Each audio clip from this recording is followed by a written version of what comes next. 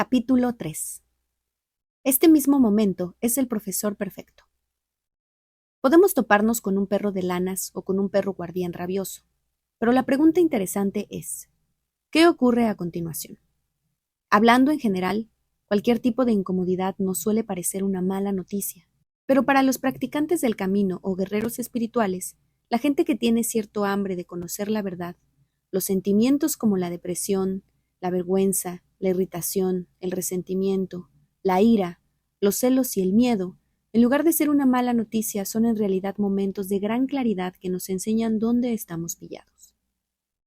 Nos enseñan a erguirnos y seguir adelante cuando preferiríamos colapsar y retirarnos. Son como mensajeros que nos muestran con una claridad terrorífica el lugar exacto donde estamos atascados. Este mismo momento es el profesor perfecto y por fortuna está con nosotros allí donde estemos. Podemos considerar que los sucesos y las personas que activan los asuntos irresueltos de nuestra vida son una buena nueva. No tenemos que ir en busca de nada, no tenemos que tratar de crear situaciones para llegar al límite. Ya ocurren por sí mismas con la regularidad propia de un mecanismo de relojería. Cada día se nos dan muchas oportunidades de abrirnos o de cerrarnos. La oportunidad más preciosa se presenta cuando llegamos a ese lugar donde pensamos que no podemos con lo que está pasando, que es demasiado, que las cosas han ido demasiado lejos. Nos sentimos mal con nosotros mismos, pero no tenemos forma de manipular la situación para preservar nuestra autoimagen. Por mucho que lo intentemos, simplemente no funciona. Básicamente lo que ha ocurrido es que la vida nos tiene clavados. Es como si te miraras al espejo y vieras un gorila. El espejo está delante de ti, te miras a ti mismo y lo que ves tiene un aspecto horrible. Tratas de mirarte desde otro ángulo para cambiar de aspecto, pero hagas lo que hagas, sigues pareciendo un gorila. A esto se le llama estar clavado por la vida en ese lugar en el que no tienes otra elección que aceptar lo que está pasando o retirarte.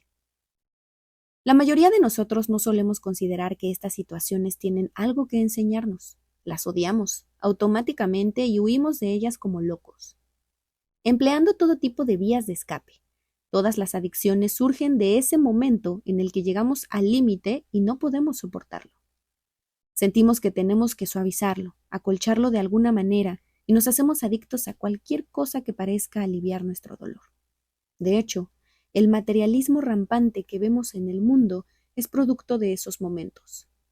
Soñamos con muchas formas de distraernos de este momento, de suavizar la dureza de su filo, de amortiguarlo para no sentir el pleno impacto del dolor que sentimos cuando no podemos manipular la situación para mantener nuestra mejor apariencia.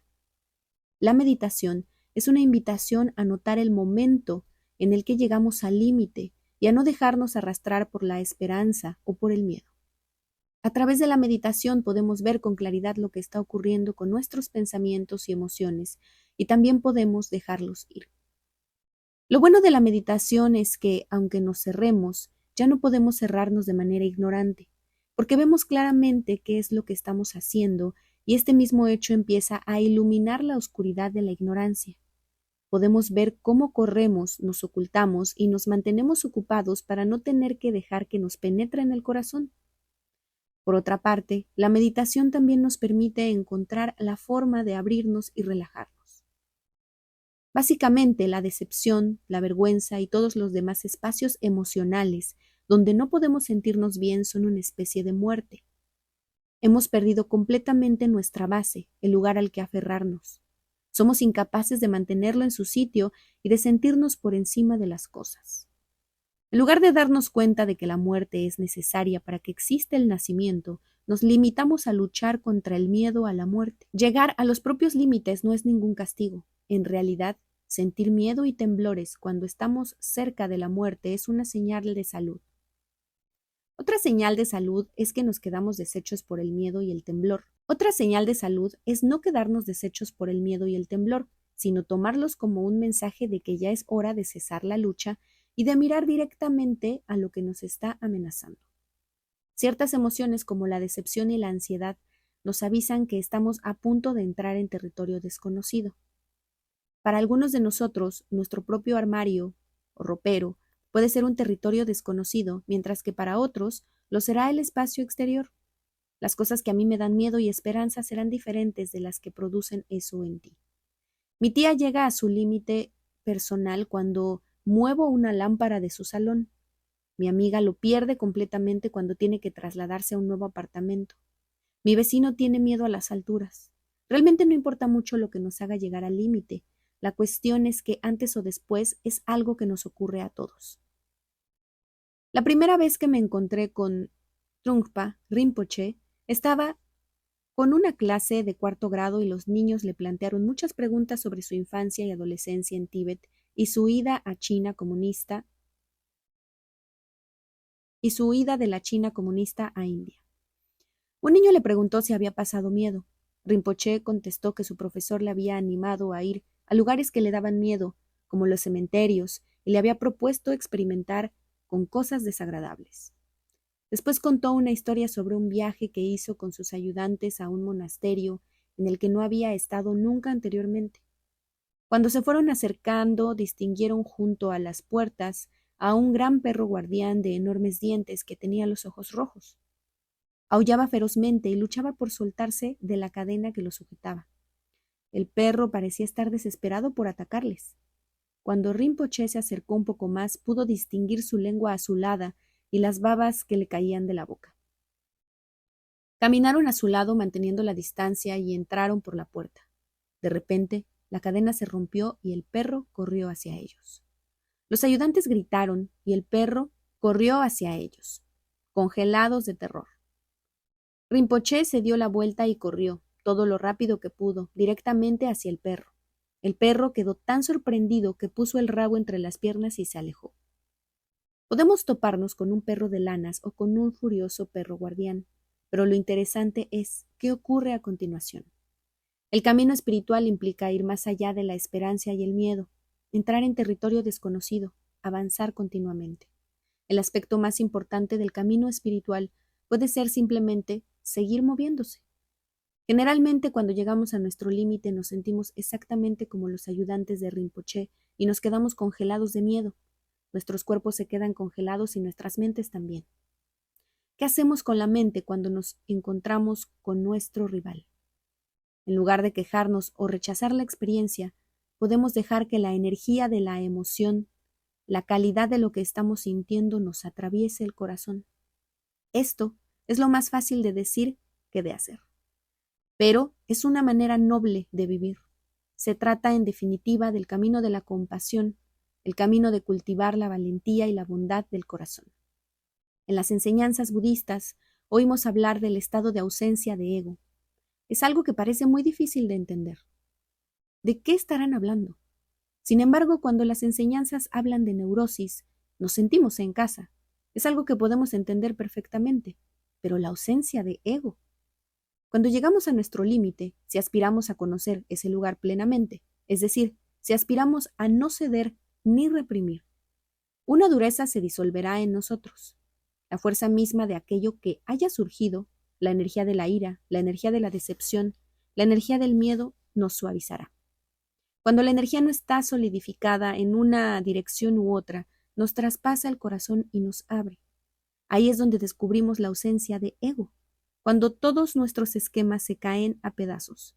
En vez de ser un obstáculo o un castigo, llegar al límite es como encontrar el pasadizo hacia la salud y la bondad incondicional de la humanidad. El lugar más seguro y protegido para empezar a trabajar en este sentido es durante la meditación formal.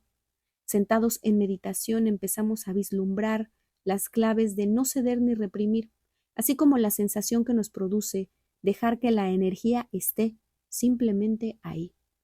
Por eso es tan bueno meditar cada día y seguir haciéndonos amigos de nuestros miedos y esperanzas una y otra vez. Así sembramos la semilla que nos permite estar despiertos en medio del caos de lo cotidiano. El despertar es algo gradual y acumulativo. No nos sentamos en meditación para convertirnos en buenos meditadores, sino para estar más despiertos en nuestra vida cotidiana. La primera cosa que ocurre en la meditación es que empezamos a tomar conciencia de lo que ocurre. Aunque sigamos huyendo y siendo indulgentes, podemos ver claramente lo que hacemos. Uno pensaría que el hecho de ver las cosas claramente las haría desaparecer, pero no es así. Por tanto, durante largo tiempo simplemente vemos las cosas con claridad. En medida en que estamos dispuestos a ver nuestra indulgencia o nuestra represión con claridad, empiezan a perder fuerza y desgastarse. Aunque desgastarse no sea lo mismo que desaparecer. En su lugar empieza a surgir una nueva perspectiva, más amplia, más generosa, más iluminada.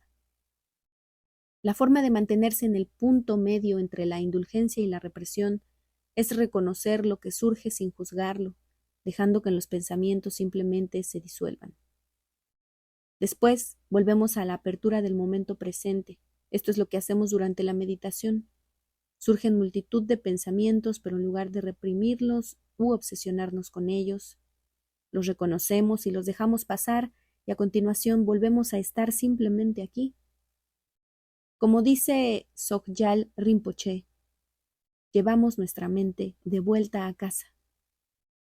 Después de cierto tiempo llegamos a relacionarnos meditativamente con las esperanzas y miedos de nuestra vida diaria. De repente dejamos de luchar y nos relajamos. Dejamos de hablarnos a nosotros mismos y volvemos a la frescura del momento presente.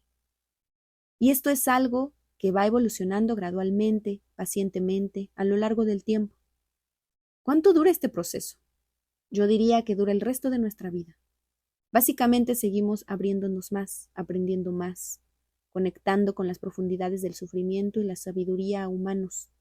Llegamos a conocer que estos dos elementos total y completamente y nos hacemos más amorosos y compasivos con la gente. ¿Cuánto dura este proceso? Yo diría que dura el resto de nuestra vida. Básicamente seguimos abriéndonos más, aprendiendo más, conectando con las profundidades del sufrimiento y de la sabiduría humana. Llegamos a conocer estos dos elementos tal y completamente, y nos hacemos más amorosos y compasivos con la gente, y las enseñanzas siguen, siempre hay algo más que aprender. No somos como estos ancianos complacientes que han renunciado a todo y ya no tienen que responder a ningún desafío. En los momentos más sorprendentes seguimos encontrándonos con los perros más feroces. Podríamos pensar que, a medida que nos vamos abriendo, harán falta cada vez mayores catástrofes para llevarnos al límite. Pero lo interesante es que, a medida que nos abrimos, las grandes catástrofes nos despiertan súbitamente y las pequeñas cosas nos pillan desprevenidos. Sin embargo, sea cual sea su tamaño, color o forma, la cuestión es inclinarse hacia las incomodidades de la vida y verlas con claridad en lugar de protegernos de ellas.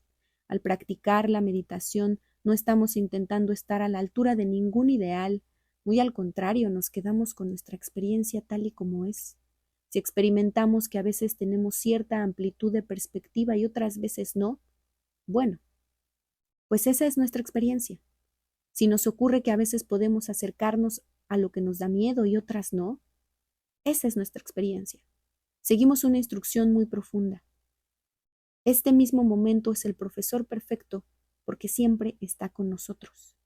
La enseñanza es ver simplemente lo que está pasando. Podemos quedarnos con lo que está pasando y no disociarnos. El despertar se encuentra en el placer y en el dolor, en la confusión y en la sabiduría. Está disponible en cada momento de nuestra extraña, insondable y ordinaria vida cotidiana.